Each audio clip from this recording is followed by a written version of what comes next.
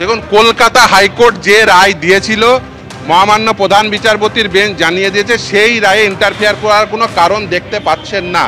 এবং শুধু তাই না, বলেছেন যে যাদের ওই বেতন ফেরত দেওয়ার কথা তাদের বেতন ফেরত দিতে হবে। 3 মাসের মধ্যে নতুন সিলেকশন প্রসেস সেটা ইনিশিয়েট করবে। ফলে এই বলা যেতে পারে কলকাতা হাইকোর্ট যে রায় দিয়েছে সেই রায়ের অংশটি আপহোল্ড করেছে। তাহলে স্কুল সার্ভিস কমিশনের তরফ থেকে তো যোগ্য অযোগ্যদের আলাদা করার যে বিষয়টা, সেই বিষয়টা করা সম্ভব হলো না। একদমই না। তার আমরা প্রথম থেকে তো একথাই বলে আসছিলাম। প্রথম কথা যে তারা অরিজিনাল ওএমআর শিট রাখেনি। ইভেন ওএমআর শিটের যে স্ক্যান কপি তাদের কাছে ছিল, তারা একটি এফিডেভিটে বলেছিল, সেটাও রাখেনি। শুধু সেটাও ধ্বংস করেছে। এবং এই যে tainted after expiry of the panel, যারা নন লিস্টেড ক্যান্ডিডেট ওএমআর শিটের একটিও কালির আচরণ নেই, তারা চাকরি পেয়েছেন, তাদের বেতন ফেরত দিতে হবে, সেটাই স্বাভাবিক। ফলে যারা চিহ্নিত টেন্টেড তাদের বেতন ফেরত দিতে হবে। পুরো সিলেকশন প্রসেস বাতিল। 3 মাসের মধ্যে সিলেকশন প্রসেস কন্ডাক্ট করতে হবে এবং সেখানে তারা পার্টিসিপেট করে যারা যোগ্য হবেন তারা চাকরি পাবেন। এক্ষেত্রে বয়সের কোনো ছাড় কি দেওয়া হয়েছে? একদম সেটাই আমি শুনেছি, যদিও জাজমেন্টের অংশটি এখনো পর্যন্ত আপলোড হয়নি।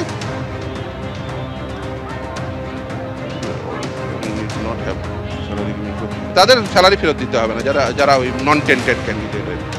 অর্থাৎ বুঝতে পারছো যে গোটা যে প্রক্রিয়াটা ছিল, যে নিয়োগ প্রক্রিয়াটা 2016 সালের ছিল, সেই নিয়োগ প্রক্রিয়া সম্পূর্ণটা বাতিল করা হয়েছে এবং কলকাতা হাইকোর্টের তরফ থেকে যে নির্দেশ দেওয়া হয়েছে সেই নির্দেশই কিন্তু বহাল রাখা হয়েছে। অর্থাৎ এখান থেকে যে যোগ্য এবং অযোগ্যদের আলাদা করার কাজটা, সেই কাজটা করা সম্ভব হয়নি। কিন্তু এখনও পর্যন্ত যা খবর, যে সুপ্রিম কোর্টের তরফ থেকে এটাও বলা হয়েছে যারা এতদিন পর্যন্ত চাকরি করেছেন তাদের কিন্তু বেতন ফেরত দেওয়ার এই মুহূর্তে কোনো প্রয়োজন নেই। এবং 3 মাসের মধ্যে এই যে গোটা সিলেকশন প্রসেস বা নিয়োগ প্রক্রিয়া, সিলেকশন প্রসেসটা আবারও নতুন করে কন্ডাক্ট করতে হবে।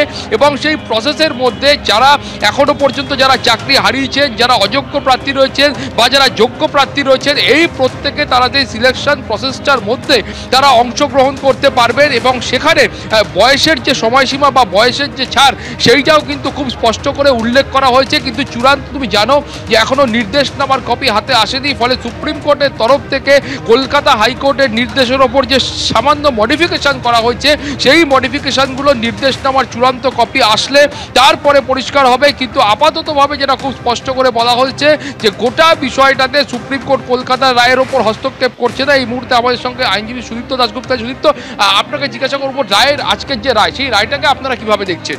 দেখুন, খুবইভাবে স্বাগত জানাচ্ছি। এটাই হওয়া উচিত ছিল, কারণ যে পরিমাণ ইনস্টিটিউশনাল দুর্নীতি হয়েছিল, এটা স্টেট স্পন্সার্ড করাপশন, তাই জন্যই সুপ্রিম কোর্ট বলেছে যে এটা violates article 14 and 16 of the constitution. তাই জন্যই পুরোটা বাতিল করে কিছু মডিফিকেশন করেছে, যে কতদিনের মধ্যে পরীক্ষায় বসবে, কিভাবে স্যালারি ফেরত দেওয়া হবে, কারা পরীক্ষায় বসবে, তাদের এজ রিল্যাক্সেশন থাকবে কিনা। কিন্তু সারমর্ম হলো পুরো 26,000 যে প্রসেসটা, ফার্স্ট এসএলএসটি, 9, 10, 11, 12 এবং RLST, group C, group D, পুরোটাই বাতিল।